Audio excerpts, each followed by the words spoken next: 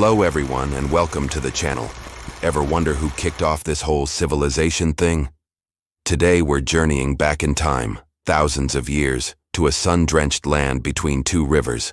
We're talking about ancient Mesopotamia, the cradle of civilization, and the home of a truly remarkable people, the Sumerians. So, who exactly were the Sumerians, and where did they come from? It's one of history's most fascinating puzzles. Around 4500 BC, a group of people with a unique, non-Semitic language mysteriously appeared in southern Mesopotamia, a region we now know as modern-day Iraq. Historians call this area Sumer. They weren't native to the region, and their origins are still debated. Some theories suggest they migrated from the east, perhaps from the mountains of Iran or even the Indus Valley. Others propose they came by sea. The truth is, we don't know for sure, which only adds to their mystique. What we do know is that once they settled, they changed the world forever. Imagine a world without cities, without writing, without laws. That was the world before the Sumerians. They built the first true cities like Uruk, Ur, and Eridu, complete with massive temples called ziggurats that reached for the heavens. They looked at a wet clay tablet and a reed stylus and invented writing, cuneiform, initially to keep track of goods, but it blossomed into literature, history, and epic poems like the Epic of Gilgamesh. But they didn't stop there. The Sumerians gave us the wheel, not just for pottery but for transport. They divided time into 60-second minutes and 60-minute hours, a system we still use on our watches today. They developed complex irrigation to turn arid land into a fertile paradise, mastered bronze metallurgy, and created some of the earliest formal legal codes. They were astronomers, mathematicians, and innovators who laid the very foundation upon which later empires like the Akkadians, Babylonians, and Assyrians would build. So, while their exact origin story remains shrouded in the mists of time, the legacy of the Sumerians is crystal clear. They were the original pioneers of urban life, the inventors who sculpted the blueprint for society as we know it. They are a powerful reminder that great ideas can spring from mysterious beginnings and change the course of human history. This is the story of the fall of the Sumerians, the world's first urban civilization. How could such an innovative and powerful culture simply vanish from the pages of history? Stick with us as we uncover the secrets behind the collapse of Sumer.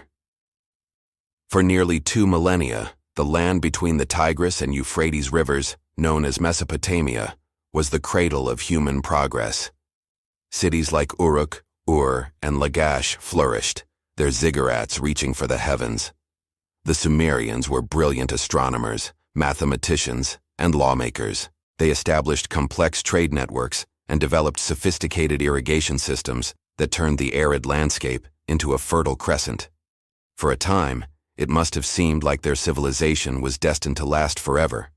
But beneath the surface of this golden age, the seeds of its own destruction were already being sown. One of the primary culprits in Sumer's downfall was the very thing that gave it life: the environment. The intricate canal systems that irrigated their fields, a marvel of engineering, had an unforeseen consequence. Over centuries, the constant irrigation led to a process called salinization.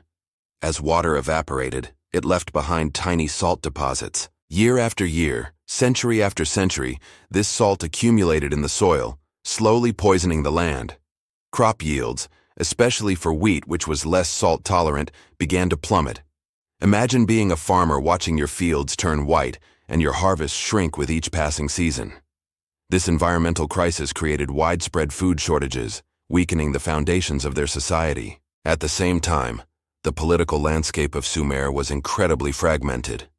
It wasn't a single unified empire, but a collection of independent and often warring city-states. Cities like Umma and Lagash were locked in bitter centuries-long conflicts over borders and water rights. These constant wars drained their resources, depleted their manpower, and made them vulnerable. While they fought amongst themselves, they failed to see the greater threats gathering on their borders. This internal strife created a power vacuum, an opportunity that their neighbors were all too eager to exploit. From the north came the Akkadians, led by the legendary Sargon the Great. Around 2334 BC, Sargon embarked on a series of military campaigns, conquering one Sumerian city-state after another. Unlike previous conquerors, Sargon didn't just raid and leave. He unified them, creating the world's first true empire. The Akkadian Empire absorbed Sumerian culture, adopting their script and religious beliefs, but political power had shifted. The Sumerians were no longer masters in their own land. While the Akkadian Empire itself would eventually collapse, this was the beginning of the end for Sumerian political independence. After the fall of Akkad, the Sumerians experienced a brief but brilliant resurgence known as the Third Dynasty of Ur, or the Sumerian Renaissance. Under kings like Ur-Nammu and Shulgi, Sumerian culture reached its zenith. They built the great ziggurat of Ur, codified laws, and standardized administration across their kingdom. It was a final, glorious flourishing of their civilization. But the old problems hadn't gone away. The soil was still salty, and new external threats were emerging. This time, from the west came the Amorites, a semi-nomadic people, and from the east, the Elamites. The final blow came around 2004 BC. The Elamites swept in from the mountains, sacking the great city of Ur, the capital of the Sumerian world.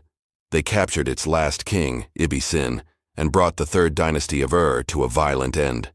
The destruction was immense. Ancient texts, known as Laments for Ur, describe a city filled with the dead, its temples desecrated, and its people scattered. It was a catastrophic event that shattered the last remnants of Sumerian unity and power. In the aftermath, the Amorites filled the void, establishing new dynasties in cities like Isin, Larsa, and later Babylon.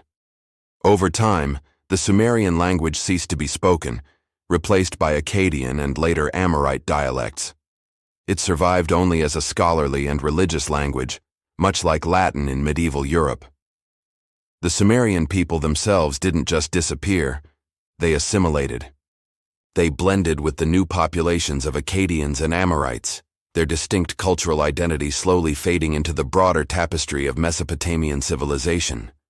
Their legacy, however, was indelible. So, the fall of Sumer wasn't a single event, but a slow, complex process driven by a combination of environmental degradation, incessant internal warfare, and relentless external invasions. It is a powerful lesson from history about how even the most advanced civilizations are fragile and can be brought down by a convergence of crises. The story of their decline reminds us of the delicate balance between human society and its environment, and the dangers of internal division in the face of external challenges. The Sumerians may have fallen, but they were never truly lost. Their innovations in writing, law, governance, and science were inherited and built upon by the Akkadians, Babylonians, Assyrians, and eventually, the entire world.